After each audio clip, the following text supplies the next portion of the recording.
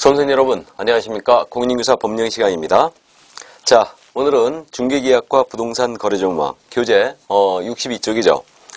이 부분을 나가도록 하겠습니다. 여기서는 그 중개계약 한 문제, 특히 전속 중개계약을 주의하셔야 되고요. 부동산 거래정보 사업자, 즉 그 거래정보망 관련 내용 하나가 출제가 됩니다. 그래서 출제 비중은 이 부분은 두 문제다. 자, 그래서 중개계약과 부동산 거래정보망 나가는데요. 먼저 일반 중개계약이 있습니다. 이때 그 중개계약 개념을 먼저 말씀드립니다. 그래서 이 중개계약이라는 것은 갑과 을 간에 이제 토지에 대한 거래를 하십니다. 이 거래를 A가 소개하고 있어요. 이때 내 토지 팔아주세요. 알았어요. 이게 중개계약입니다. 을이 내 토지 구해주세요. 알았어요. 이게 중개계약입니다. 그래서 중개계약은 의뢰인과 개업공인중개사 간에 체결되는 계약, 의뢰인과 개업공사 간에 체결되는 계약, 바로 이 부분입니다. 요게 중개계약이다. 요게. 자, 그래서 중개계약은 의뢰인과 개업공사 간에 체결되는 계약을 중개계약이라 합니다. 근데 후일 요 의뢰인과 의뢰인 사이에 매매, 교환, 임대차와 같은 계약 체결되죠. 이 계약을 우리는 뭐라 그러냐? 이것을 거래계약이라 불러요. 거래계약. 자, 그래서 이제 오늘은 거래계약에 대한 내용을, 중개계약에 대한 내용을 먼저 봅니다. 이거.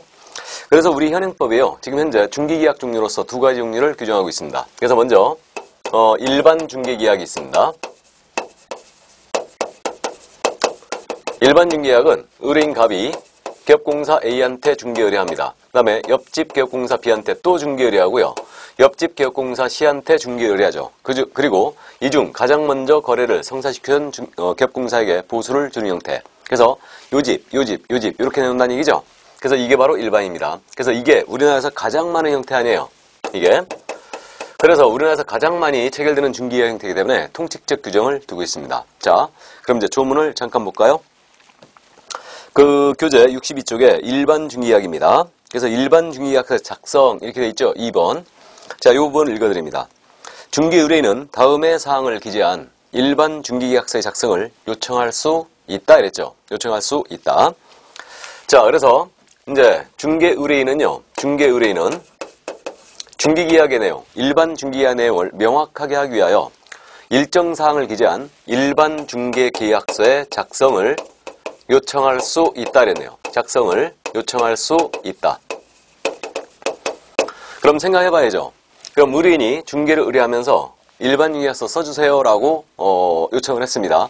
그럼 개업공사는 이에 대하여 승낙을 하면서 일반 중개계약서 작성할 의무가 있겠는가 이 문제가 있죠. 그래서 이거는 작성할 의무는 일단 없는 걸로 보입니다.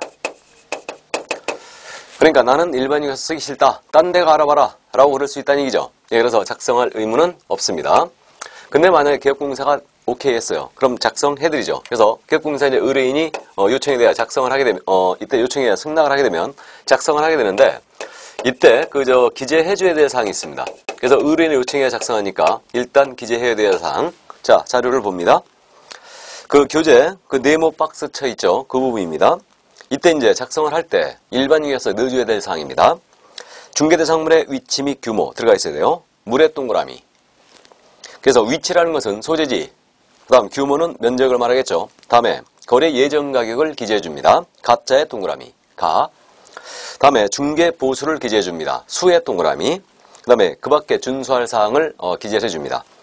자, 그래서 준의 동그라미예요. 그러면 지금 현재 일반 중개약서 기재사항 동그라미 친 게 물, 가, 수, 준이죠. 그래서 일반인들은 물가 수준을 걱정한다. 그래서 물가 수준으로 기억합니다. 일반 중개약서 필수 기재사항이죠. 그래서 그렇게 하는데 중개대상물의 위치 및 규모예요. 위치 및 규모. 그러니까 소재지라든가 면적을 기재를 해줍니다. 물 상태가 아니다. 위치 및 규모다. 다음에 가는 가격이죠. 이게 예정 가격이요. 거래 가격이 아닙니다. 다음에 수는 중개보수입니다. 그 다음에 준수할 사항이죠. 그래서 개업공사와 중개의뢰인 간 준수할 사항을 기재해줍니다. 그래서 네 가지를 기재해준다. 자, 이때 우리 국토교통부장관입니다. 국토교통부장관은 일반 중개계약서에 표준서식을 정하여 그 사용을 권장할 수 있다. 이렇게 돼 있죠. 그래서 국토부 장관 주의하시고요. 권장할 수 있다 주의해야 됩니다. 그래서 국토부 장관이 일반 중개계약서의 표준 서식을 정하여 사용을 권장할 수 있다 이랬네요. 그래서 이 부분을 주의하시고요. 자, 그러면 이제 권장해야 한다 아니죠.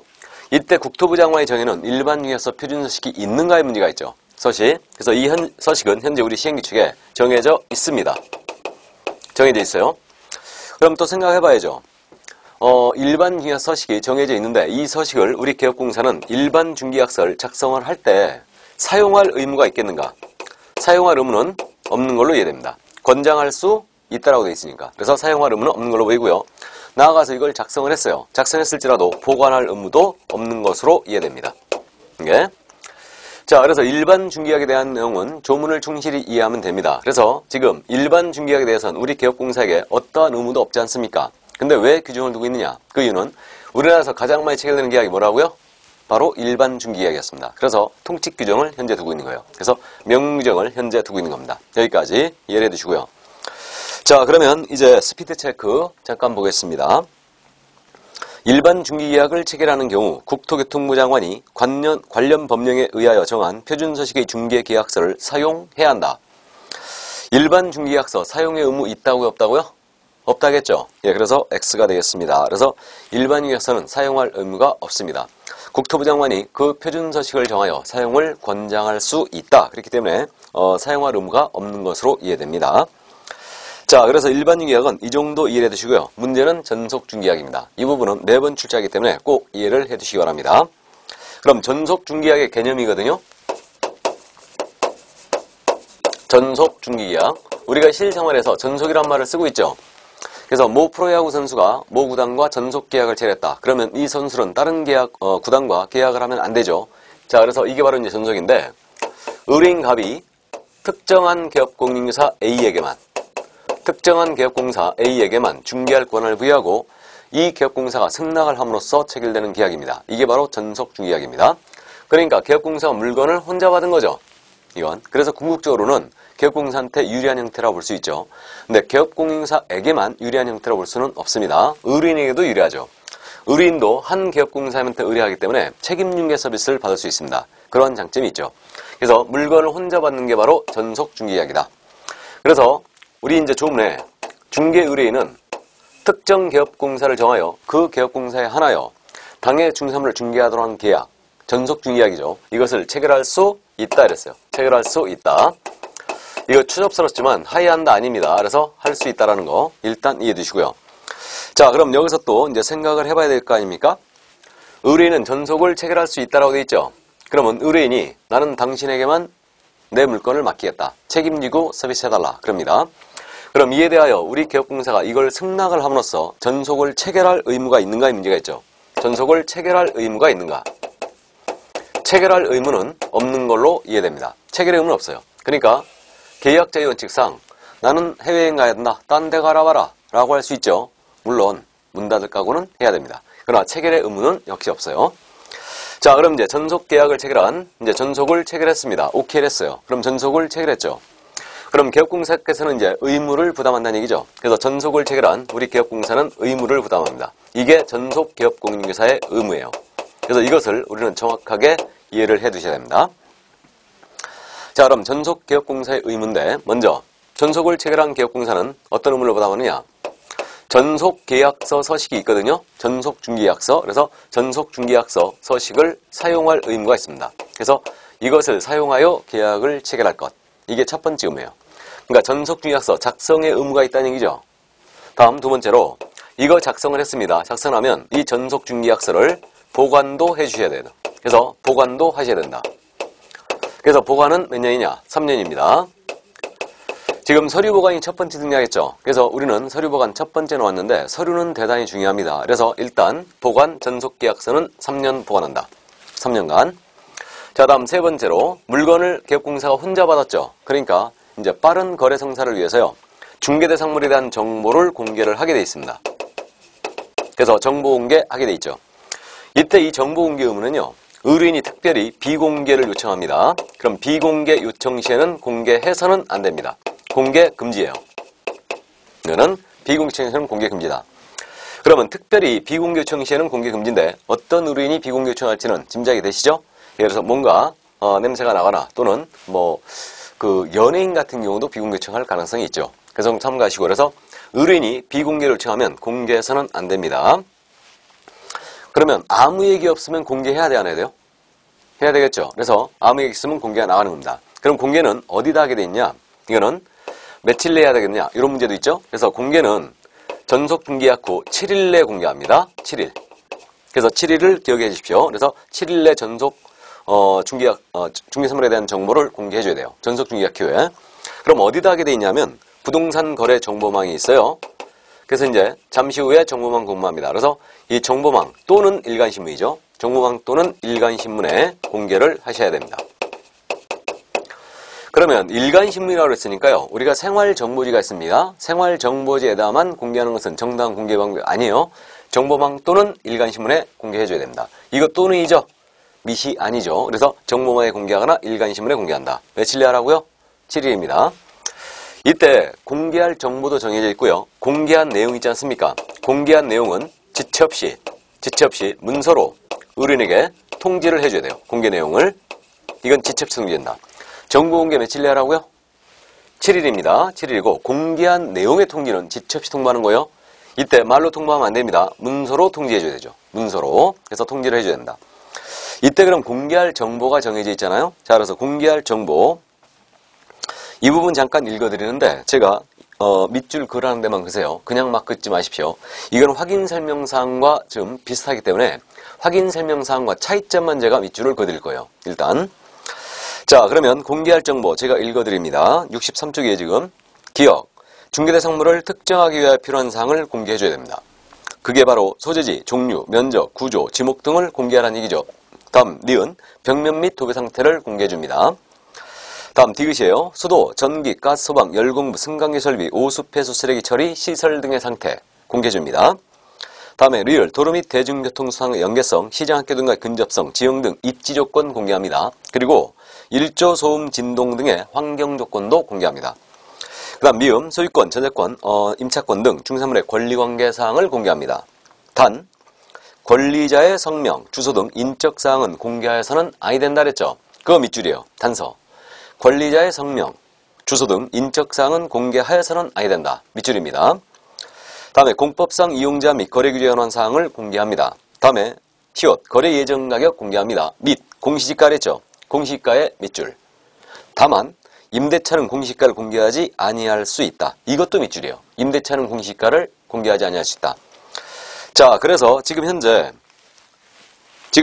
공개할 정보는 당장 암기할 필요가 없습니다. 확인 설명사항을 암기하고 공개할 정보 어떤 차이가 있는가 정리하는데 지금 공개할 정보에서 권리자의 주소, 성명 등 인적사항은 공개한다, 안 한다? 안 한다. 이건 왜 공개 안 하느냐? 사생활 비밀보호 취지라는 거 느낌 파고 오시죠? 그렇기 때문에 이거는 공개 금지입니다. 그리고요, 전속은 물건을 우리 개업공사가 혼자 받은 거 아니에요. 그러니까 권리자가 누군지 공개로는 물건 체크할 수 있더라 이거예요. 그러니까 공개를 금지해놨습니다. 그래서 이게 이제 확인 설명사항과 차이가 있는 거고요. 또 하나가 공시지가 공개하라고 그랬죠? 공시지가 공개를 하라고 그랬습니다. 그래서 공시지가를 공개를 하는데 다만 임대차의 경우는 공시지가를 공개하지 아니할 수도 있다 이랬어요. 그래서 이거 생각보다 잘 물어봅니다. 임대차의 경우는 공시지가를 공개하지 아니할 수 있습니다. 이렇게 돼 있고요. 여백에다가 메모하세요. 여백에다가 이렇게 메모해놓으세요. 수, 세, 제외. 이렇게 메모해놓으세요. 수, 세, 제외. 이 수가 뭐냐면요. 중개보수예요. 중개보수는 확인 설명사항에 있거든요. 근데 여기 공개할 정보에서는 빠져 있어요. 세는 뭐냐면요. 세금이에요. 세금. 취득 관련 조세의 종류 및 세율이거든요. 그래서 요 수세는 공개할 정보에 들어가 있지 않습니다. 그래서 이렇게 일단 메모만 해놓으세요. 그래서 확인 설명사항과 차이가 있는 게 지금 요 두 가지하고 수, 세의 차이가 있어요. 중개보수하고 취득 관련 조세의 종류 및 세율. 요게 차이가 있거든요. 그래서 요거는 확인 설명사항을 하면서 다시 한번 언급을 하겠습니다. 자, 그래서 요런 사항들을 이제 공개를 쭉 해주게 돼 있고요. 그 다음에 이제 네 번째 의무가 있습니다. 업무 처리 상황이에요. 업무 처리 상황을 2주에 1회입니다. 2주에 1회 이상은 문서로 의뢰인에게 통지하게 돼 있어요. 그러니까 전속업자는 물건을 혼자 받았지 않습니까? 근데 이자가 알았다 그러니까 해외여행 상비를 가버리면 안 되지 않습니까? 그렇기 때문에 업무 처리 상황을 2주에 한 번 이상은 문서로다가 통지하는 겁니다. 그래서요, 개업공사가 의뢰인한테 통지하는 것은 전부 다 문서 통지예요. 구두로 통지하는 거 없습니다. 예. 그래서 공개한 내용 통지도 문서로 통지하게 돼 있고요. 업무 처리 상황도 2주에 한 번 이상은 문서로 통지를 하게 돼 있죠. 자, 그다음에 이제 마지막으로 확인 설명을 성실하게 이행하라. 이런 의무가 더 부여가 돼 있죠. 자, 그래서 전속업자 의무 5가지가 바로 이거거든요. 그래서 일단 이건데, 이거 이제 후일 우리가 이제 제재에 관한 사항을 이해를 해 두셔야 되는데, 여기 전속중개계약서라든가, 이거 보관의 의무를, 사용의 의무라든가 보관의 의무를 위반했잖아요. 그러면 이것은 업무정지예요. 업무정지입니다. 6월 이하의 업무정지를 먹을 수 있어요. 그런데 정보 공개 의무 있죠? 이것을 위반했을 때는 정보 공개하라는 이유는 혼자 물건을 받았기 때문에 빨리 거래를 성사시키기 위함이거든요. 근데 이러한 의무를 위반해버리면 이때는 그 의뢰인 보호 조치를 위반한 거예요. 그러면 이때는 임의적 등록 취소입니다. 등록을 취소당할 수 있어요. 물론 이건 임취 사유는 모두가 업무정지 사유이기도 합니다. 그래서 정보 공개 의무 위반에 대해서는 이거는 임의적 등록 취소다. 요거는요, 전속 중개 계약서 상의 의무이기 때문에 일단 제재가 명시가 안 돼 있습니다. 그렇기 때문에 요거 위반은 전속 중개약서 위반은 별도로 하고 제재에 관한 규정은 현재 없어요. 일단 그래서 정보 공개 의무 위반은 임취라는 거, 다음에 사용과 보관의 의무는 업무정지라는 거 일단 이해만 해두십니다. 자, 그럼 이제 넘어갈까요? 넘어가서 전속중개 의뢰인의 의무를 봅니다. 자, 그럼 전속중개 의뢰인께서도 의무를 부담해요. 그래서 전속개업공사가 의무를 부담하듯이 전속중개 의뢰인도 의무를 부담하는데, 전속중개 의뢰인의 의무는 3가지로 크게 분류가 됩니다. 하나는 위약금 지급의 의무가 발생되는 경우가 있어요. 위약금. 그 다음에 또 하나는 소요비용 지급의 의무가 발생되는 경우가 있습니다. 소요비용. 그 다음 마지막으로 확인설명 의무를 이행하는 데 협조하라. 이런 의무로 크게 분류가 됩니다. 3가지 의무로. 그러면 위약금은 뭐냐? 전속중개계약을 의뢰인이 위반했다는 얘기죠. 위반했기 때문에 물어주는 거거든요. 이게 바로 위약금 지급의 의무인데, 자, 위약의 케이스 2가지가 있습니다. 첫 번째, 의뢰인 갑이 A와 전속을 체결했거든요. A와 전속을 체결했어요. 그러면 이 의뢰인은 다른 개업공사에 중개 의뢰하면 안 되죠. 근데 전속이란 개념을 배신했죠. 그래가지고 이 갑이 다른 개업공사 B한테 또 중개를 의뢰합니다. 그리고 이자가 소개한 을과 거래를 해버렸어요. 그러면 이 전속개업공사는 중개할 권한을 잃게 되죠. 그러니까 위약금을 물어주는 겁니다. 그래서 이때 위약금은 얼마냐?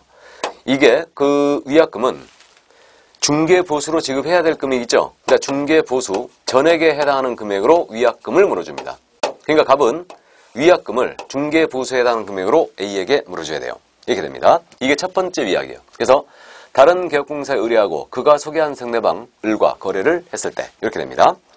자, 그 다음 이제 2번째 위약입니다. 2번째 위약은 의뢰인 갑이 A와 전속을 체결했걸랑요. A와 전속을 체결했는데 이 A가 을을 소개했어요. 근데 계약이 성사되지 못했습니다. 성사되지 못했어요. 왜? 갑은 5억을 요구했고요. 을은 4억 8천을 주겠다 그런 거예요. 2천만 원 갭을 A가 줄이지 못했습니다. 계약이 결렬됐어요. 이거. 그래가지고 갑을이 중개사무소를 나왔거든요. 골목길 걸어가시다가 갑이 그랬습니다. 을한테. 고향이 어디시오? 그랬더니 어디래요? 나도 거긴데 우리 이것도 인연인데 차 한잔 합시다. 그러면서 이제 그 지하다방을 갑니다. 그 옆에 마침 지하다방이 있어서. 그래서 지하다방 가서 둘이 앉아서 얘기하다 보니까 고향 선후배 사유입니다. 그래서 갑이 그랬죠. 이거 A한테 중개보수 줄 필요 있냐? 우리 1,000만 원씩 양보해서 여기서 계약을 하자는 거예요. 그래서 전속중개 의뢰인이 소개한 상대방과 개업공사가 소개한 상대방과 개업공사를 배제했죠. 배제하고 지하다방에서 몰래 직거래한 경우죠. 이게 바로 지하다방 사건입니다. 그럼 의뢰인은 역시 갑을 A를 배신했죠. 갑은. 그렇기 때문에 이 갑은 A에게 위약금을 물어주는 거예요. 위약금을. 이게 2번째 위약입니다. 그래서 전속중개 의뢰인이 소개한 상대방과 개업공사를 배제하고 몰래 직거래한 경우죠. 자, 그래서 이때는 위약 케이스로 2번째, 이걸 중개보수에 해당하는 금액으로 위약금을 물어줍니다. 이게.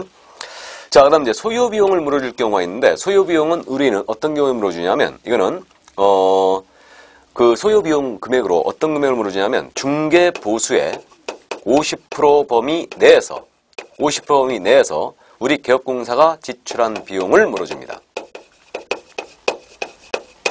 주의할 점은요. 중개보수의 50%를 물어주는 게 아니에요. 50% 범위 내에서 개업공사가 지출한 비용을 물어준다. 그럼 어떤 경우에 물어주게 되냐면 이런 겁니다. 의뢰인갑이요. A와 전속을 체결했죠. 그래가지고 시장을 갑이 가셨어요. 그래서 옆집에 사시는 을을 만났죠. 을을. 그리고 시장을 같이 보다가 내 아파트 내놨다 그랬거든요. 그러니까 을이 그래 그거 내가 살게 이런 거예요. 그래서 전속 중개 의뢰인이 이거 우연히 만난 상대방이죠. 그래서 우연히 만난 상대방 이자와 거래했습니다. 그럼 이 갑은 을을 배신한 게 갑을 A를 배신한 게 아니죠. 그러니까 이자는 적극적인 중개 활동을 했을 걸로 추정이 되니 그가 소유한 비용만은 물어줘라. 바로 이거죠. 이게 바로 이제 소유비용 지급의 의무인데 이게 그럼 여기서 이 을을 뭐라고 부르냐면 이자는 의뢰인이 스스로 발견한 상대방이죠. 스스로 발견한 상대방. 그래서 이걸 줄이면 이렇게 되거든요. 스스로 발견한 상대방과 거래한 거예요. 절대 세게 발음하면 안 됩니다. 그래서 이렇게 스발상과 거래를 했어요. 그럼 이러한 경우는 배신한 거 아니니까 이자가 지출한 비용만은 물어줘라 이거죠. 그것도 중개보수의 50% 범위 내에서 이 A가 지출한 비용을 물어주는 거예요. 그럼 예를 들어서 갑이 A에게 원래 지급해야 될 중개보수가 100만 원이었어요. 100만 원이었는데 이 갑이 스발상과 거래해버렸습니다. 거래하게 되면 이때는 그 스발상과 거래했는데 이때까지 우리 A가 지출한 비용이 만약에 60만 원이었다. 그럼 얼마까지 물어주면 되는 거예요? 50만 원까지만 물어주면 되죠. 근데 만약에 이때까지 A가 30만 원을 지출했어요. 그럼 30만 원 물어주면 되겠죠. 그래서 중개보수의 50%를 물어주는 게 아니에요. 중개보수의 50% 범위 내에서 우리 개업공사가 지출한 비용을 물어준다. 이게 바로 소유비용 지급의 의무였습니다. 그 다음에 이제 확인 설명 의무를 이해하는데 우리 의뢰인께서는 적극적으로 협조할 의무가 있죠. 물건 정보에 대하여 정확하게 고지를 해주라는 뜻입니다. 여기까지. 자, 그래서 전속 의뢰인의 의무를 따져봤습니다. 따져봤는데 전속 중개계약은 유효기한이 명문의 규정이 정해져 있어요. 명문으로. 그래서 전속은 당사 간에 별도의 약정이 없잖아요. 약정이 없으면 유효기간은 3개월로 합니다.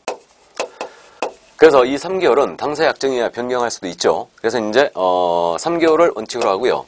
약정이 있으면 약정된 대로 그 유효기간을 이제 따르겠죠. 이렇게 됩니다. 그래서 이러한 행위, 위약금을 물어주거나 이렇게 소유비용을 물어주는 것은 결국은 유효기간 내에 이런 일이 벌어져요. 그래서 유효기한 내에 의뢰인이 다른 개업공사한테 의뢰하여 그가 소개한 상대방과 거래했을 때 중개보수의 전액에 해당 금액으로 위약금을 물어주고요. 두 번째는 역시 전속의 유효기한 내에 이 갑이 A가 소개한 을과 직거래했을 때 그래서 이때도 물어주고요. 이것도 스발성과 거래했을 때 유효기한 내에 이렇게 그런 일을 해줘야 된다. 그래서 스발성과 거래했다. 그러면 소요비용을 물어주는 거죠. 이해되셨습니까? 자, 그래서 일단 여기까지. 그래서 이게 바로 이제 전속 중개계약제도였어요.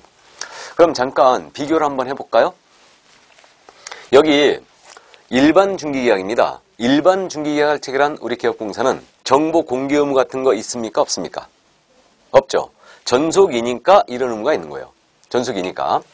그 다음에 또 일반을 체결한 중개 의뢰인이거든요. 그럼 일반을 체결한 중개 의뢰인은 이거 다른 개업공사한테 의뢰하여 그가 소개한 상대방과 거래했습니다. 그렇다 하더라도 이거 위약금 같은 거 물을 일이 없죠. 전속이기 때문에 이런 현상이 벌어진 겁니다. 또 일반을 체결한 의뢰인은요. 스발상과 거래했거든요. 그랬을지라도 우리 개업공사에게 소요비용을 물어줄 일이 있다 없다? 없다라는 거죠. 그래서 그 점 일단 또 이해를 해두시고요. 전속이니까 이런 현상이 벌어진다. 이게. 자, 그 다음에 이제 여기서 지금 이거 위약금 지급의 케이스 두 번째 케이스 있지 않습니까? 이것은요. 일반의 경우도 나타날 수 있어요. 그래서 일반 중개계약을 체결한 의뢰인인데 이자가 개업공사가 소개한 상대방과 개업공사를 배제하고 직거래해버렸다. 그럼 일반의 경우도 이번의 케이스는 나타날 수 있습니다. 근데 부르는 용어가 틀린다는 얘기예요. 만약에 이 갑이 일반을 체결한 의뢰인이었잖아요. 그러면 이 개업공사를 배제하고 이 소개한 상대방과 거래해버리면 이때는 이 갑은 중개보수를 지급하는 거예요. 중개보수를 A에게 일반을 체결한 의뢰인이라면. 근데요. 갑이 전속을 체결한 의뢰인이었잖아요. 그러면 이거 배제하고 직거래해버리면 이때는 이자는 위약금을 물어주는 겁니다. 금액은 둘이 같죠? 근데 부르는 이름이 틀리다는 거. 느낌 오십니까? 그래서 두 번째 케이스는 일반 중개에서 나타날 수 있는데 이 경우는 부르는 이름이 틀리다. 그래서 갑이 중개부수를 주는가, 위약금을 주는가 이런 점의 차이가 있는 거예요. 그래서 이 정도 이해하시고 1번의 케이스는 일반 중개계약 시에는 나타날 수 없는 사항이죠. 이게 그래서 일단 그 정도 이해를 해주시면 되겠네요. 자, 그래서 이제 전속 중개계약 제도를 다 봤습니다. 내용은 크게 어렵지 않고요. 이거는 매번 출제하는데 법조문을 꼼꼼히 챙겨주시기 바랍니다. 자, 그럼 64쪽에 작년에 나왔던 문제를 확인해 봅니다. 자, 공인중개사 법령상 중개계약에 관한 설명으로 틀린 것은 1번입니다. 개업공사는 전속 중개계약을 체결한 때 중개의뢰인이 당해 중개사물에 관한 정보의 비공개를 요청한 경우에는 부동산 거래조문과 일간신문에 이를 공개해서는 아니 된다. 그러죠? 그래서 비공개 시행시는 공개 금지입니다. 맞았고요. 2번입니다. 전속 중개계약을 체결한 개업공사는 부동산 거래조문에 중개사물의 정보를 공개할 경우 권리자의 주소 성명을 공개해야 한다. 권리자의 주소 성명에 대한 정보는 공개해서는 안 된다고 그랬죠? 이거는 공개 금지입니다. 이거. 그래서 2번 공개해야 한다. 그래서 틀렸습니다. 2번이 정답이 되겠네요. 되게 쉽죠?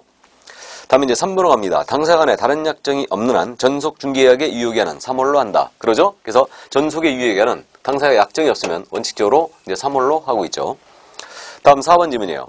중개의뢰는 개업공사에게 거래 예정 가격을 기재한 일반 중개계약서의 작성을 요청할 수 있다. 자, 중개의뢰인은 일반인의 작성을 요청할 수 있죠. 그래서 이거는 거래 예정 금액을 기재한 그 요청을 할 수 있습니다. 맞고요. 다음 5번 질문. 개업공사는 전속 중개계약을 체결한 때는 당해계약서를 3년간 보관해야 한다. 그래서 전속 서식은 몇 년 보관이라고요? 3년 보관입니다. 근데 일반 중개계약서는 보관의 의무가 있어요, 없어요?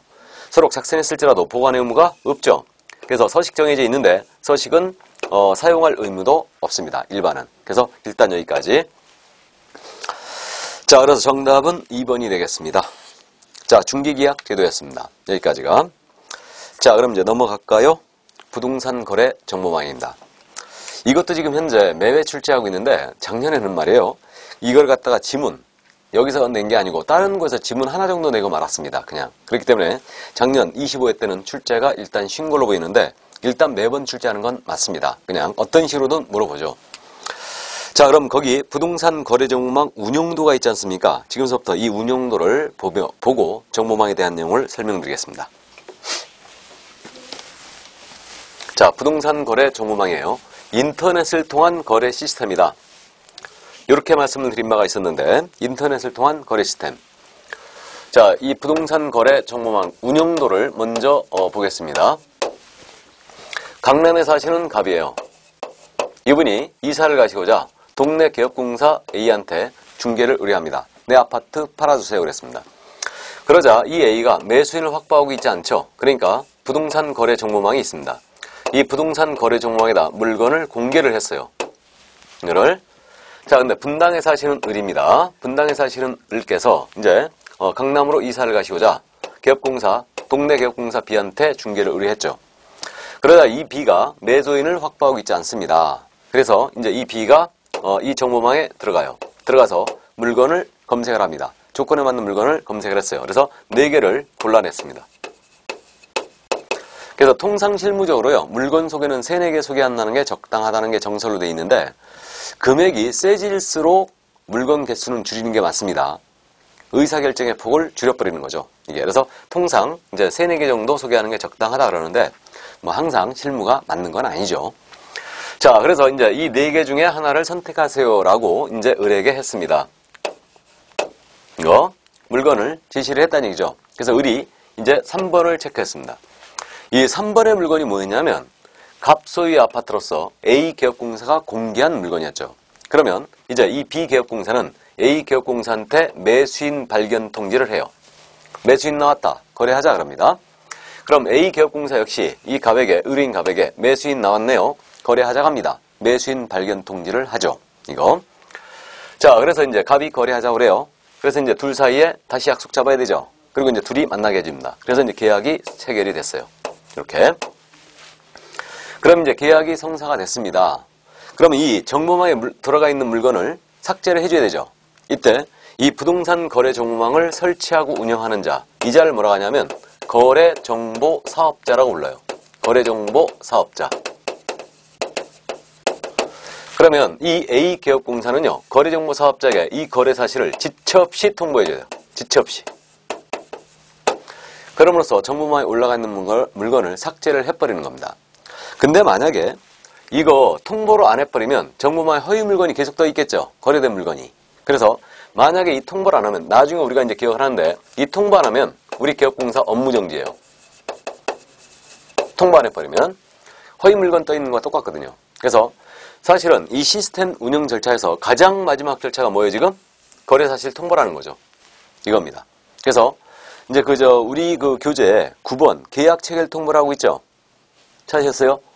자, 그래서 계약 체결 통보 이 부분에 동그라미 쳐놓습니다. 그러니까 시스템 운용도를 물어보면 상당히 어려운데, 물론 이제 15회 이후에는 시스템 운용도에서 물어본 적이 없는데, 어쨌든 계약 체결 통보가 마지막 절차라는 걸 이해해 두시면 돼요. 자, 그러면 이 시스템 운용도를 봤는데, 운용도를 봤더니 이 부동산 거래조망이라는 것은 우리 개업공인회사가 여기 물건을 공개를 하고요. 개업공사가 물건을 들어가서 검색을 하고 있죠. 그리고 개업공사끼리 서로 정보를 주고받고 있잖아요. 그러니까 명심할게요. 이 부동산 거래조망이라는 것은 개업공인인계사 상호간, 개업공사 상호간 중개대상물에 관한 정보를 교환하는 시스템이지 개업공인인계사와 중개의뢰인 간의 정보교환 시스템이 아니에요. 이걸 주의하셔야 됩니다. 그래서 개업공사 상호간 중개대상물에 관한 정보 교환 시스템입니다. 요걸 명심해야 돼요. 이거를. 그래서 그게 이제 개업공사와 중개의뢰인 상호간 X하고 돼 있죠? 그렇게 돼 있는 거예요. 그래서 개업공사 상호간 중개물에 대한 정보를 교환하는 시스템이다. 요걸 주의하셔야 된다. 그러면 지금 우리가 인터넷 매물정보 사이트들 엄청 많잖아요. 열어보면. 그러면 이거 매물정보 사이트들은 우리 법이 정하는 정보망이라는 얘기예요? 아니라는 얘기예요? 아니라는 얘기죠? 아니라는 얘기입니다. 우리 법이 정하는 정보망은요, 우리는 볼 수가 없어요. 개업공사들끼리만 서로 정보를 주고받고 있으니까. 그래서 정확하게 이해하면요, 우리 법이 정하는 정보망이라는 것은 거래정보 사업자로 우리 국토교통부장관에게 지정을 받아요. 그래서 국토교통부 장관이 거래정보 사업자를 지정권자인데 거래정보 사업자를 지정을 했잖아요. 그럼 이자가 운영하는 정보망을 얘기합니다. 그래서 국토부 장관이 지정한 자가 운영하는 이 거래정보망, 이게 바로 우리 법이 정하는 정보망이에요. 그래서 이게 정확한 우리 법이 정하는 정보망이 뭐냐? 그게 바로 우리 지금 한국공인중개사협회에서 K랜 이걸 운영하고 있거든요. 그래서 이게 코리아 리얼 에스테이트 네트워크 시스템인데 이 K랜이 바로 우리 법이 정하는 정보망이 바로 이 정확한 정보망이에요. 이겁니다. 그래서 이게 바로 우리 법이 정하는 정보망이다. 그런데 여러분들이 이제 실무 가시잖아요. 실무 가시면 이렇게 지역별로 회원 중개업소 단체를 구성하죠. 개업공사가 단체를 구성해서 그러한 회원 중개업소들끼리 서로 지역별로 이렇게 시스템을 운영을 하고 있습니다. 그래가지고 물건을 그 회원 중개업소들끼리 서로 이렇게 공유를 하고 있거든요. 그럼 물건을 공유하자면 시스템을 운영해야 되죠. 그럼 그것도 넓은 의미에서는 정보망이라고 볼 수 있어요. 왜? 개업공사들끼리만 서로 정보를 주고받고 있거든요. 그래서 이것을 제가 사설 정보망이라고 부르거든요. 그래서 지금 현재 이 사설 정보망이 지역별로 전부 다 형성이 되어 있습니다. 전부 다. 그래서 여러분들 실무 가시면 이 사설 정보망에 가입을 하고 이제 이것을 이용하여 공동중개를 하고 있는 거예요. 지금. 이걸 많이 이용합니다. 그래서 실제로 이거보다는 이거를 훨씬 많이 이용을 하고 있죠. 사설 정보망을. 우리 부동산이라는 게 지역적 특성이 있지 않습니까? 그래서 이걸 많이 활용합니다. 그래서 전에는 이거 단체를 이렇게 구성해가지고요. 이 단체에서 신규 진입을 막는 거예요. 신규 진입을 막고 그 다음에 여기 진입을 하더라도 아주 많은 권리금을 요구합니다. 이게. 그래서 이제 이게 진입장벽이 되고 있었죠. 그래서 이렇게 이 사설 정보망을 운영하는 단체가 비회원 중개업소와 만약에 회원이 거래를 했다. 그 걸리게 되면 자격을 박탈한다든가 뭐 이런 규정을 두고 있었어요. 근데 이게 전에는 그렇게 하더라도 이건 불공정 거래 행위가 아니다. 그렇게 이제 판단했었거든요. 근데 최근에 이게 공정거래위원회에서 이 입장을 바꿨죠. 그래가지고 만약에 신규 진입을 이렇게 지역 사설 정보망에 가입하는 걸 막는다든가 또는 가입을 할 때 너무 많은 회원 가입비를 요구한다든가 또는 회원 중개업소가 비회원 중개업소 거래했을 땐 회원 자격을 박탈한다. 이런 규정으로 운영을 하잖아요. 그러면 이제 이건 불공정 거래 행위로 판단했어요. 그래서 이렇게 우리 개업공사의 단체가 이런 불공정 거래 행위를 하면 우리 공정거래위원회 있잖아요. 공정거래위원회에서 바로 이 개업공사한테 이런 불공정 거래 행위를 이유로 해서 시정조치라는 걸 내릴 수 있어요. 시정해라. 나아가서 과징금도 때릴 수 있어요. 과징금이라는 것도. 그래서 이 과징금, 이제 위법행위로 인하여 이제 이 과징금을 때릴 수도 있습니다. 이게. 그래서 실질적으로 지역별로 이런 과징금, 불공정거래에 의한 과징금을 맞은 이제 지역들이 나오고 있습니다. 그래서 이렇게 되는데, 어쨌든 공정위에서 이렇게 불공정거래로 시정조치나 과징금을 이제 개업공사가 맞았잖아요. 맞으면요, 우리 등록관청에서는 이것을 이유로 해서 요 과징금이나 시정조치를 받은 걸 이유로 해서 직접 업무정지를 등록관청에 때릴 수 있어요. 그 개업공사에 대해서. 그러니까 시정조치 과징금이나 이건 받을 대로 받고 또 우리 법에서 업무정지를 때린다는 얘기죠. 그러니까 이 사설 정보망에 대한 부분은 그동안 규제를 안 했던 거예요. 그래서 정보망 운영에 대한 부분에서 이렇게 불공정거래 행위를 하게 되면 이제 간섭을 하는 겁니다. 그래서 그러한 불공정거래 행위하면 이제 업무정지를 때릴 수 있고요. 나아가서 만약에 이런 시정조치나 과징금을 공정거래인으로부터 2년에 2번 이상 받아버리잖아요. 2년에 2번 이상. 그러면 이 개업공사의 등록도 취소해버릴 수 있습니다. 그래서 이렇게 이제 규제를 시작을 하고 있는 겁니다. 그래서 이제 참고를 해두시고요. 그래서 전에는 이게 불공정거래가 아니다. 신규 진입을 막는 데 있어서 회원가피를 과도하게 요구한다. 이런 것들 비회원 중개업소 걸렸을 때 자기를 박탈한다. 이런 것들 불공정거래가 아니라 했을 때는 지역별로 여기 가입하는데 권리금이 엄청 비쌌죠, 이게. 그래서 뭐 강남 같은 경우는 최고 1억까지 간 때도 있었어요.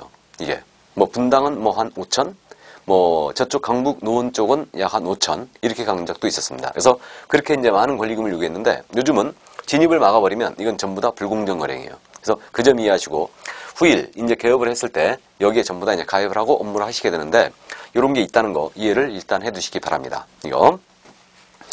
자, 그러면 지금 현재 이 우리 법이 정하는 정보망은 바로 이것을 얘기한다고 했고요. 사설 정보망을 얘기하는 게 아니에요. 그럼 앞에서 지금 정보망이 어디서 나왔냐면 우리 중개인은 업무 지역이 자신의 사무소 소재지 시도였잖아요. 근데 중개인이 부동산 거래 정보에 가입하고 그를 이용하여 중개한다면 그 정보망에 공개된 관할구역 외의 물건도 중개할 수 있다고 했죠. 그 정보망 뭘 얘기하는 거예요? 바로 이걸 얘기하는 거죠. 이걸 얘기하는 겁니다. 이거 얘기하는 거 아니에요. 또 전속 중개계약을 체결한 개업공사요. 그자는 전속을 체결한 개업공사는 부동산 거래 정보망 또는 일간신문에 중개사물에 대한 정보를 공개하게 돼 있죠. 그때 거기서 말하는 정보망, 그것도 바로 이걸 얘기하는 것이 사설 정보망을 얘기하는 게 아닙니다. 이해되시죠? 자, 그럼 이제 이 정보망의 기능은 현재 어떠한 기능을 하고 있느냐? 이 기능, 이건 참고사항입니다. 그럼 이 정보망을 통하여 AB 개업공사는 공동중개했죠. 그래서 이것이 공동중개의 주요 수단적 기능을 현재 발휘하고 있어요. 또 AB 개업공사는 이 정보망을 통하여 부동산을 거래했습니다. 그러니까 이것이 부동산 시장의 기능을 직접 담당하고 있죠. 또 여러분들이 이제 결혼 시간에 들어봤는데요. 시장에서는 뭐가 결정된다? 가격이 결정되죠. 그래서 가격 조정을 하는 기능이 있습니다. 이런 기능이 있고요. 그 다음에 그 AB 개업공사는 서로 모르는 자였는데 정보망을 통하여 만나게 됐죠. 그러니까 중개업 공동체를 형성하는 기능이 있죠. 자, 이렇게 됐고요. 그 다음에 이제 참고로 이 정보망이 있음으로써 전속 중개약이 늘어날 수 있습니다. 그래서 정보망은 일반 중개약 체계를 줄이고 이거 전속을 늘린다. 이런 특징을 또 갖고 있는데 이게 무슨 말이냐면 전속은 물건을 혼자 받는 거 아니에요.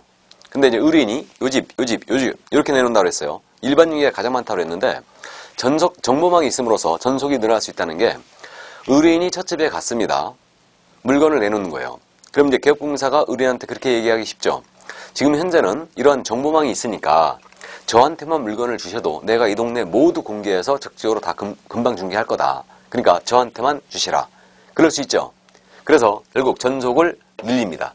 정보망은. 그래서 전속을 늘리면 결국 전속은 개업공사의 수입이 증대되죠. 수입이. 그럼 수입이 늘어나면 우리 개업공사가 다른 생각 해야 하네요. 안 하죠. 그래서 중개업에 대한 전문성을 또 높일 수가 있는 최종적인 결과가 되는 거죠. 이게. 그래서 정보망의 기능은 이해할 사항이지 이거는 암기할 사항이 아닙니다. 참고하시기 바랍니다. 이 내용은 지금 현재 65쪽 맨 밑에 36번 있죠? 여기에 줄을 달아놓은 거예요, 제가. 그래서 일단 거기까지 이해만 해두시고요. 자, 그 다음에 이제 넘어가 볼까요? 거래정보사업자 이제 가는데 그래서 정보망에 대한 내용은 우리가 여기까지 공부합니다. 근데 실제로 우리 법이 규정을 두고 있는 것은요. 거래정보사업자에 대한 규정을 두고 있는 거예요. 우리 법에서. 그래서 정보망을 설치하고 운영하는 자.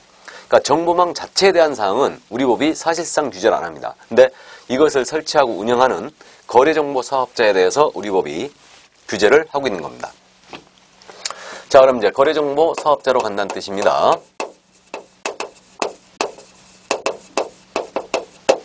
자, 이제 거래정보 사업자로 들어왔는데 부동산 거래망을 설치하고 운영하는 자, 이 자가 바로 거래정보 사업자다.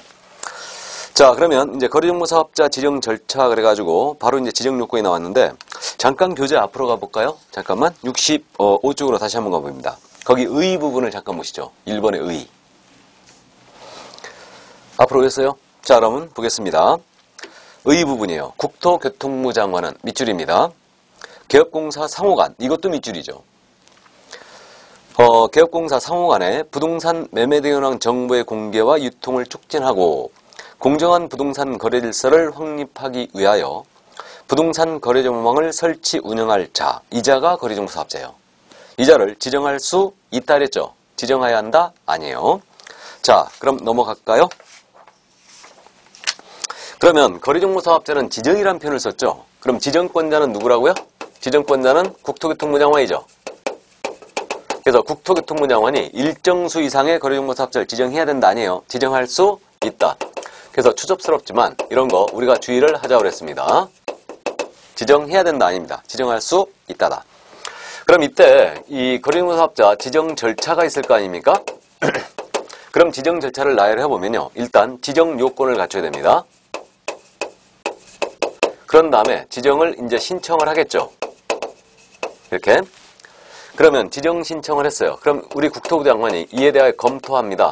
검토하고 요건에 적합하잖아요. 그럼 이제 지정을 해주겠죠. 그래서 이때 지정서가 교부가 될 겁니다. 그런 다음에 이제 지정을 받았어요. 지정을 받냐는 정보망 운영 회칙이 있거든요. 이게 운영 규정이에요. 이걸 제정하여 승인을 받으셔야 됩니다. 그리고 이제 부동산 거래망을 설치하고 운영을 해주시면 됩니다. 그래서 절차는 일단 이렇게 진행되는데 여러분들은 지정 요건서부터 정확하게 기억을 해주셔야 됩니다. 거래정보 사업자 지정 요건이에요. 이거. 그래서 이제 박스 처리가 돼 있는데 먼저 전기통신사업법이 있거든요. 그 법에 따른 부가통신사업자이셔야 합니다.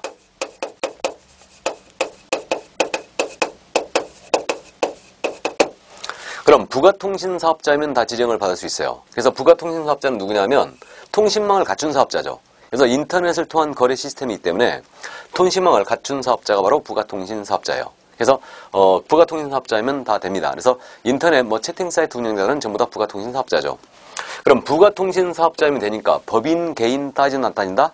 법인이든 개인이든 따지지 않겠죠. 그 다음에 외국인도 지정받을 수 있어요. 그러나 중개법인만 안 돼요. 중개법인은 부가통신사업이 겸업에 안 들어가 있거든요. 그래서 법인인 부가통신사업자 상관이 없는데 중개법인만은 안 된다. 일단 주의해 주시고 다음 두 번째. 여기 이 정보망에 가입비용 신청한 개업공사의 수가 500명 이상은 돼야 돼요. 개업공인중개사입니다. 이건 개업공사 상호간 정보기관 시스템 내 개업공인중개사가 가입비용 신청을 해줘야 하는데 몇 명 이상이요? 500명 이상. 500명 이상이 가입비용 신청했는데 이들의 분산요건 필요해요. 분산요건. 이 500명 이상은요. 2개 이상의 시도입니다. 2개 이상의 시도에서 각 30명 이상의 개업공사가 가입비용 신청을 해줘야 돼요. 이게 분산요건이라고 해요. 숫자 많이 나왔죠? 우리 숫자 기본적으로 암기해야 됩니다. 그래서 숫자는 여기 5 빼기 2죠. 5 빼기 2는 3이다. 이렇게 얘기합니다.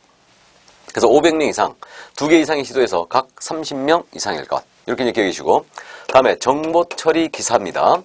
부동산 거래 정보망이니까 정보처리 기사가 1명 이상은 고용이 돼 있어야 됩니다.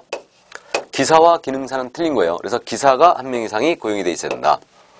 다음에 이제 부동산 거래 정보망이죠. 그러니까 공인중개사도 고용이 돼 있어야 돼요. 그래서 공인중개사 역시 몇 명 이상? 1명 이상이 고용이 돼 있어야 됩니다. 이건 공인중개사지 개업공인중개사가 아니에요. 그래서 공인중개사 1명 이상입니다. 자, 그 다음에 이제 이건 컴퓨터를 통한 거래 시스템이죠. 그러니까 국토교통부 장관이 정하는 용량과 성능을 갖춘 컴퓨터 설비를 확보하셔야 됩니다. 이거. 그래서 이 컴퓨터도요. 지정을 신청하는 거래정보 사업자의 컴퓨터를 말하는 거지 이거 이용하는 개업공사의 컴퓨터가 또 아닙니다. 그래서 이건 서버로 확보하라는 얘기예요. 그래야지만 지정을 받을 수 있다는 얘기입니다. 그래서 5가지. 요게 5가지니까 크게 어려운 점이 없습니다. 그래서 이 숫자들만 일단 주의를 해주시면 되는데 특히 이제 5 빼기 2는 3이다. 요걸 기억해 주시는데 이거 암기사항으로 돼 있네요. 그래서 사요 전공컴으로 돼 있죠. 그러니까 지정을 받으려면 사요 전공컴이다. 4 이게 5거든요. 5 사요 컴퓨터를 통한 거래 시스템인데요. 그래서 전공컴 사요 전공컴 이렇게 이제 한번 해봅니다. 근데 눈으로 익혀도 돼요. 이거는 눈으로 익혀도 됩니다. 자, 그래서 지정 요건 5가지가 바로 이거다. 그럼 이제 교재 순서에 따라서 스피드 체크 잠깐 볼까요? 자, 그래서 스피드 체크. 거래정보 사업자로 지정을 받고자 하는 자는 전국적으로 땡땡땡 명 이상. 몇 명? 500명 이상이죠. 그 다음에 땡, 2개, 몇 개 이상의 시도에서 몇 개? 2개. 2개 이상의 시도에서 각 몇 명 이상? 30명 이상의 개업공사 가입비용 신청을 해야 한다. 이게 가로놓기 문제 유형이죠. 그래서 일단 그 정도 이해를 해두시고요. 자, 그러면 지정 요건은 이제 갖췄습니다. 지정 신청으로 들어갑니다. 이제 신청을 하는데 당연히 관할은 누구겠어요? 국토부 장관에게 하겠죠. 그래서 국토부 장관에게 지정을 신청하는 겁니다. 기자에게 하는데 이때 서류 내야 되겠죠. 그럼 거래정보사업자 지정 신청서가 있을 거 아니에요? 이 신청서에다 첨부할 서면이 있는데 첨부할 서면은 이 지정 요건을 그대로 증명하는 서류입니다. 그래서 지정요건 증명서로 지정요건이 암기가 돼 있으면 이건 요건 증명서는 그대로 이해할 수 있는데 일단 부가통신사업자 신고서를 제출하였음을 입증할 수 있는 서류 내줘야 됩니다. 그래서 부가통신사업자 신고증 같은 거 내라는 얘기예요. 신고증 사본 같은 거. 그 다음에 개업공사 500명 이상의 가입비용 신청해줘야 되죠. 그러니까 500명 이상의 가입비용 신청서가 있었을 거 아니에요. 그거 내줘야 됩니다. 그리고 그것에 증명을 하기 위해서 신청서 가짜로 쓰면 안 되죠. 개업공사에 500명 이상의 가입비용 신청을 가짜로 쓰면 안 되니까 중개사무소 개설 등록증 사본 있죠? 개설 등록증 사본도 500장 이상이 전부 다 들어가야 돼요. 그래서 이거 등록증 사본입니다. 사업자 등록증이 아니다. 개설 등록증이에요. 이걸 유의하시고 그 다음에 정보처리 기사자격증 사본 들어가야 되죠. 이것도 물론 사본 들어갑니다. 기사자격증 사본 들어가고 공인사자격증 사본 들어가야 되죠. 이게 그래서 공인사자격증 사본이 들어갑니다. 요것을 일단 이해를 해두시는데 이걸 왜 주의해야 되냐면요. 우리가 지금 앞에서 등록을 신청할 때 또 소속공사 고용신고할 때 분사무소 설치 신고할 때 공사자격증사본 들어갔어요? 안 들어갔어요? 안 들어갔죠? 근데 여긴 들어가고 있네요. 그러니까 이런 독특한 것들은 이해해 두셔야 돼요. 그러니까 이게 여기서는 지금 지정권자가 누구예요? 국장이죠. 그러니까 등록관청이 자격발급 시도세계 자격 확인 요청을 직접 하지 않습니까? 그러니까 우리는 자격증사본을 다 첨부를 안 했어요. 근데 이거는 지정권자가 국장이기 때문에 국장이 나란 일 하시느라고 바쁘십니다. 그러니까 이거는 서류를 자격증사본을 직접 내라는 거예요. 이게 그래서 자격증사본을 내게 돼 있습니다. 당연히 사본이죠. 원본 아닐 겁니다. 그래서 이제 24회 때 원본으로 낸 적이 있죠. 그래서 사본입니다. 그래서 여기서 낸다는 점 일단 이해를 해두시고요. 그 다음에 컴퓨터 설비 증명서류 내야 되겠죠. 그래서 컴퓨터 설비 증명서류를 내줘야 됩니다. 이렇게 그러니까 지정요건 증명서를 그대로 첨부하는데 만약에 법인이었다. 그럼 법인 등기사항 증명서 내느냐? 물론 아닙니다. 그래서 전자정법에 의해 법인 등기사항 증명서는 직접 확인 들어가요. 그래서 이것도 법인 등기사항 증명서도 내지 않습니다. 자, 그럼 이렇게 되고요. 물론 국장이 하시기 때문에 수수료 같은 건 안 냅니다. 추접스러워서 안 받으신대요. 자, 그럼 이제 지정 신청이 들어갔습니다. 이거. 그래서 이제 신청이 들어가면 이에 대해 검토하고 요건에 적합하잖아요. 그럼 지정서를 교부를 해주게 돼 있죠. 이거. 그럼 이거 처리기한이 있을 거 아니에요. 그래서 행정된 업무 처리기한은 일단 신청한 날로부터 검토하고 지정서 교부까지는 요거는 30일이에요. 통상적으로 행정기관 업무 처리 기한이 뭐 7일, 10일, 14일, 15일 이런 게 많죠. 이런 게 많은데 여기는 또 넉넉하게 또 30일이에요. 이거는 왜 그랬을까요? 물론 지정권자가 누구라고요? 국장입니다. 그러니까 나란 일 하시느라 바쁘시기 때문에 넉넉하게 30일로 준 거예요. 이게 우리 법령 파트 있잖아요. 법령 파트의 유일한 30일이 이거예요. 지금 유일한 30일이. 그래서 이거고요. 실무 쪽에서는 30일이 더 나옵니다. 그래서 30일 내에 검토하고 지정서 교부한다. 그래서 이게 이제 지정이 된 건데 이때 지정서 나갈 때 말이에요. 지정대장이라고 있거든요. 요 지정대장에 기재를 하고 이제 요걸 지정서를 내보냅니다. 거래정보사업자 지정서를 내보내는데 지정대장은 역시 특별히 불가능한 사유가 없다면 전자적 처리가 가능한 방법으로 관리하라. 이런 규정을 두고 있어요. 온라인에 시키라는 얘기죠. 그래서 지금 대장이 3번째 나왔는데 등록대장이 있어요. 중개사무소 개설등록대장이 있고 지정대장이 있고요. 또 하나가 자격증 교부대장이 있습니다. 그래서 모두 같은 규정이 있어요. 특별히 불가능한 사유가 없다면 전자적 처리가 하는 방법으로 관리하라. 그런 규정을 두고 있습니다. 자, 그래서 이제 지정이 30일 내에 된 거예요. 지정대장이 기재하고 지정서가 교부가 됐습니다. 그럼 이제 그 다음 절차가 운영규정을 제정하여 승인받습니다. 그럼 이 운영규정이라는 게 뭐냐면요. 이거는 이 정보망 운영 회칙이에요. 그러니까 이것을 정하여 승인을 받는데 이 승인권자는 누구겠어요? 당연히 국토부 장관이겠죠. 그래서 국토부 장관에게 이것을 승인을 받습니다. 이것도 기한이 있어요. 그래서 이거는 지정을 받은 날로부터요. 지정을 받은 날로부터 운영규정 제정 승인은 3개월 내에 받으셔야 합니다. 3개월이다. 이거는 그래서 운영규정에 정할 내용은 그 내용 아니에요? 운영회칙이니까 이것도 암기사항 아니에요. 이해할 사항입니다. 정보망의 물건 등록하고 가입하는 절차, 등록 가입 절차가 있을 테고 이거 들어가 있어야 되고요. 등록 가입할 때 회비 내겠죠. 회비 징수 절차가 들어가 있어야 되고 그 다음에 그 거리정보 사업자에 관여하는 개업공사와 거리정보 사업자 간의 권리 의무에 대한 사항을 운영규정에 정합니다. 그래가지고 이걸 갖다가 지정하여 승인받아요. 이렇게. 그래서 몇 개월 내에 받는다고요? 3개월. 기억을 해야 되죠? 이렇게 되고요. 그러면 이거 3개월 내에 받게 돼 있고요. 그 다음에 이제 설치 운영을 해주면 돼요. 설치 운영도 기한이 있어요. 이것도 지정을 받은 날로부터요. 받은 날로부터 1년 내 설치 운영을 해주게 돼 있다. 이렇게 됩니다. 그래서 여기서 이제 절차상 주의할 점은요. 일단 요건 남기시고 절차상 주의할 거는 지정을 받은 날로부터 3개월 내 운영규정 승인이죠. 지정을 받은 날로부터 1년 내 설치 운영이죠. 그러니까 숫자는 33, 1년으로 기억을 해주시는데 기준점을 잘 보세요. 이걸 기준점을 바꾸려면 진짜 어려운 점인데요.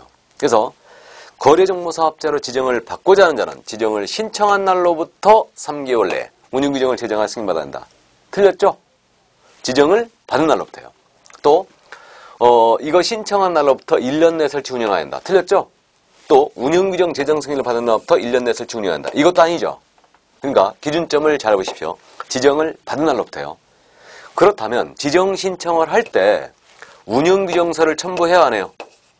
운영규정서 첨부하지 않는다는 얘기죠. 지정을 받은 자가 3개월 내 운영규정 승인을 받거든요. 그래서 그 점 주의하시고 만약에 3개월 또는 1년 내 운영규정 승인 안 받았거나 설치 운영 안 했잖아요. 그럼 이때는 이 지정을 취소해버릴 수 있어요. 이거를. 그래서 이때는 지정을 취소할 수도 있다. 이렇게 되어 있습니다. 자, 그러면 이제 거기 X파일 스피드 체크를 잠깐 보겠습니다. 67페이지예요. 그러면 거리정보사업자로 지정을 받으려는 자는 지정받기 전에 운영규정을 정하여 국토부 장관의 승인을 받아야 한다. 얻어야 한다. OX? X죠. 지정을 받기 전에 운영규정을 승인받는 게 아니고 지정을 받은 자가 3개월 내 운영규정을 승인받는 겁니다. 그래서 주의를 해주시고요. 자, 그럼 여기에 관여하는 거리정보사업자 개업공사의 의무에 대한 사항을 보겠습니다. 거리정보사업자 개업공사의 의무인데 지금 이제 우리 거리정보사업자입니다. 우리 거리정보사업자께서는요. 개업공사로 의뢰받은 물건에 개업공사로부터 의뢰받은 물건에 하나에 공개하셔야 돼요. 그 다음에 의뢰받은 내용과 당연히 다르게 공개하면 안 되겠죠? 다르게 공개하는 거 금지. 그 다음에 개업공사에 따라 차별적으로 정보를 공개해서는 안 됩니다. A한테는 공개해주고 B한테는 공개해주지 않고 그러면 안 돼요. 그래서 이게 거리정보사업자 의무고요. 이때 개업공사의 의무는 어떻게 되느냐. 개업공사께서는 여기다 대고 물건을 거짓된 내용으로 공개하면 안 되죠. 그래서 거짓 공개 금지. 그 다음에 거래 사실이 있으면 지체 없이 통보하게 되어 있습니다. 그래서 거래 사실을 지체 없이 통보해주라. 그래서 이 의무가 이렇게 이제 나눠지는데 이게요. 의무를 위반하면 제재가 어떻게 되느냐. 일단 이해를 해둡니다. 거래정보사업자가 만약에 개업공사로부터 의뢰받지 아니한 정보를 공개했거나 의뢰받은 내용과 다르게 정보를 공개했거나 차별적으로 공개했죠. 그럼 이때는 지정을 취소할 수 있어요. 지정을 취소할 수 있고 and 1년 이하의 징역 또는 1,000만 원 이하의 벌금을 처합니다. 1-1이에요. 지정 취소 1년짜리 징역사유입니다. 근데 우리 개업공사가 이 부분을 위반했잖아요. 거짓 공개가는 거래사를 통보하지 않았다. 그럼 이것은 업무정지예요. 그래서 우리 개업공사가 이거 거래가 된 통보 안 해버리면 업무정지 못한다고 그랬죠. 그래서 거짓 공개했거나 거래사실 미통보는 업무정지입니다. 일단 그래서 그 정도 이해를 해두시고요. 자, 그러면 이제 그 거래정보사업자에 대한 제재가 나오고 있습니다. 68쪽에 제재 보겠습니다. 그러면 거리정보사업자는요, 국토교통부 장관이 지정을 취소할 수 있다고 했죠. 이거 취소해야 한다 아니에요. 주의하시기 바랍니다. 그래서 지정을 취소할 수가 있는데 지정 취소는 재량행위만 있습니다. 재량행위만. 그래서 지정을 취소할 수 있다. 그래서 누가 권한이 있다고요? 국토교통부 장관이죠. 그래서 국토교통부 장관이 지정을 취소할 수 있습니다. 그리고 지정 취소는 청문을 실시한다고 되어 있죠. 그럼 이게 무슨 말이냐? 청문은 국회 인사청문회 본 적이 있죠. 그래서 이제 대상자를 불러놓고요, 의견을 들어보고 증거를 제시하는 절차, 이것이 바로 청문입니다. 그래서 나중에 우리가 이제 행정처분 쪽에서 사전 절차로서 언급이 되는데, 지정 취소는 청문을 실시하는데 언제나 해야 되는 건 아니에요. 단 사망 해산 후 지정 취소할 경우는 청문을 실시하지 않고 지정을 취소할 수 있습니다. 자, 그래서 지정 취소 사유를 이제 기억을 해보는데, 거리정보사업자 지정 취소 사유. 그래서 국토교통부 장관이 그 권한이 있고요.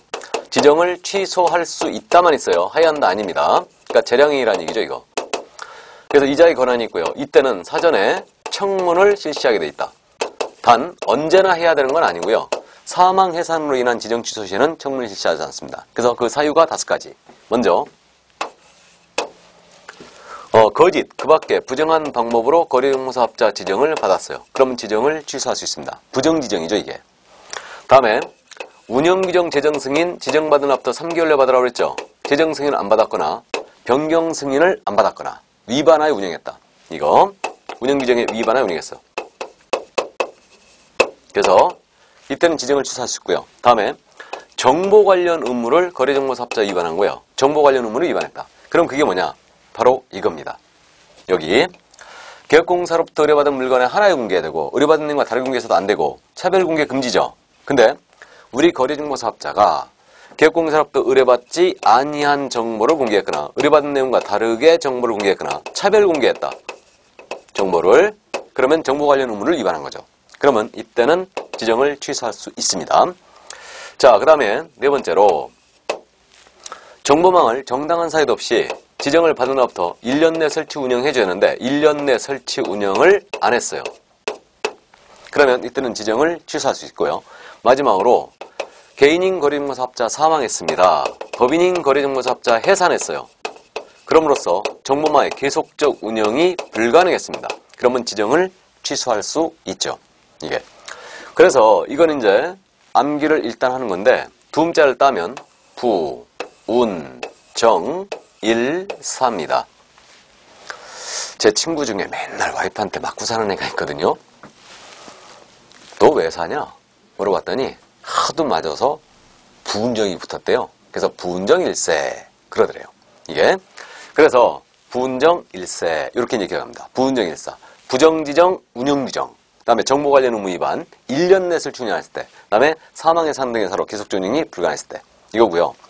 이때 동시에 나가는 게 있어요. 동시에. 그래서 동시에 나가는 게 있는데 여기 지금 운영규정 관련 사항 위반했잖아요. 그럼 이때는 500만 원 이하의 과태료 사유이게 돼요.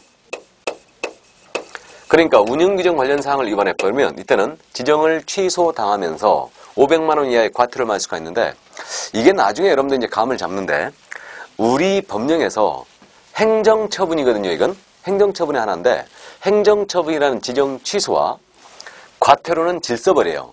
질서벌인데 행정처분과 행정질서벌이 병과될 수 있는 한 건의 위반으로 같이 나갈 수 있는 유일한 케이스가 이거예요. 바로. 그래서 거리정보사업자 운영규정 재정승인 받지 않았거나 변경승인 안 받았거나 위반하고 운영했잖아요. 그러면 지정 취소에다 500만 원 이하의 과태료 맞을 수 있습니다. 그 다음에 여기 정보 관련 의무를 위반했죠. 그럼 이때는 형사처벌도 받아요. 지정 취소와 동시에 1년 이하의 징역 또는 1,000만 원 이하의 벌금에 처하게 됩니다. 이렇게. 조금 어렵죠. 그러나 이해는 일단 해두시고요. 그 다음에 이제 거리정보사업자 500만 원 이하의 과태료가 있어요. 그래서 거리정보사업자가 500만 원 이하의 과태료 맞는 경우가 있는데 그 사유는 과태료는 행정질서벌이라고 합니다. 거리정보사업자가 운영규정 승인을 받지 않았거나 재정 승인을 받지 않았거나 위반하여 운영했거나 그러면 운영규정 관련 사항을 위반하면 500만 원 과태료예요. 그 다음에 거리정보사업자에 대하여 업무에 대한 보고명령, 자료 제출 명령, 소속 공문을 보내서 조사검사하는데 여기에 불응했어요. 이걸 감독상 명령 위반이라고 해요. 그래서 거리정보사업자가 국토교통부 장관의 감독상 명령 등에 위반했다. 그럼 500만 원 이하 과태료입니다. 이게. 그래서 거래정보 사업자는 500만 원 맞고 운명하셨다요. 운명. 500만 원 맞고 거래정보 사업자는 운명하셨다. 이렇게 기억합니다. 그래서 요게 500만 원의 과태료 사유인데 여기 운영규정 말씀드렸죠. 운영규정은 지정 취소 사유도 들어가 있어요. 그러니까 운영규정 관련 사항을 위반하면 지정을 취소당할 수도 있습니다. 병과 사유죠. 이렇게 되고요. 감독상 명령 위반 갖고는 500만 원 과태료 사유일 뿐 지정 취소 사유는 아닙니다. 일단 이해해 두시고요. 자, 그래서 거기까지. 그러면 24회 때 기출 문제를 풀어보겠습니다. 교재 68쪽이에요. 공인인사법령상 부동산 거래망에 관한 설명으로 옳은 것은 자, 1번입니다. 거래정보 사업자로 지정받기 위하여 신청서를 제출하는 경우 공인인사 자격증 원본을 첨부해야 한다. 틀렸죠? 자격증 사본이다. 그래서 출제자도 생각하고 있는 거예요. 우리 법에서 자격증 사본을 안 냈었는데 여기서 내고 있잖아요. 그러니까 독특하니까 지금 물어보는 겁니다. 자격증 사본이다. 다음에 2번입니다. 국토교통부 장관은 거래정보 사업자 지정 신청을 받은 날로부터 14일 내 이를 검토하여 지정 여부를 결정한다. 국장이 나란 일 하시는데 바쁘다고 그랬죠. 그러니까 며칠이라고요? 30일이다. 30일 내 이를 검토하여 지정 여부를 결정해야 됩니다. 3번 갑니다. 전속중개계약을 체결한 개업공사가 부동산 거래망에 임대 중인 중개사물에 대한 정보를 공개하는 경우 임차인의 성명을 공개해야 한다. 권리자의 성명 공개하면 안 된다고 그랬죠. 주소 성명 공개 금지입니다. 그러므로 틀렸고 4번 거래정보 사업자로 지정받은 법인이 해산하여 부동산 거래정보 사업의 계속적 운영이 불가능한 경우 국토교통부 장관은 청문을 거치지 않고 사업자 지정을 취소할 수 있다. 알아보시겠어요? 그래서 지정을 취소하기 전에는 원칙적으로 청문을 실시하게 돼 있는데 단 사망이나 해산으로 인한 지정 취소 시에는 청문을 실시하지 않는 겁니다. 그죠? 그래서 그 점을 또 이해를 해주시고 그 다음에 5번 지문이에요. 거래정보 사업자는 개업공사로 의뢰받은 정보뿐만 아니라 의뢰인의 이익을 위하여 직접 조사한 중개사물의 정보도 부동산 거래망에 공개할 수 있다. 우리 개업공사로부터 의뢰받은 물건에 하나에 공개하게 돼 있죠? 그죠? 이렇게 돼 있고 그러니까 직접 조사한 물건 공개하면 안 됩니다. 그래서 의뢰받은 물건에 하나여 공개를 하게 돼 있죠. 네, 의뢰인의 이익을 위하면 직접 조사한 것도 공개할 수 있어야 되는 거 아니에요? 근데 우리는 시험에 대비하니까 있는 대로 풀어주는 거예요. 그래서 의뢰받은 물건에 하나여 공개한다. 이렇게 풀어주셔야 됩니다. 거기까지. 그러니까 이 거래정보 사업자도 매번 지금 출제하는데 지금 25회 때 이거를 정통으로 문제를 안 냈기 때문에 우리는 26회 때 틀림없이 낼 겁니다. 내는데 무조건 내는데 종합문제 형식으로 내요. 그렇기 때문에 요건, 절차, 그 다음에 지정, 취소, 제재까지 꼭 물어봅니다. 그래서 취소해야 한다. 이거 잘 바꿔냅니다. 그래서 취소할 수 있다. 이렇게 되죠. 그러니까 이거 꼼꼼히 정리를 해주시기 바랍니다. 자, 그래서 일단 여기까지 하고요. 잠시 쉬었다가 이제 개업공사 등의 의무로 나가도록 하겠습니다. 잠시 쉬도록 하겠습니다.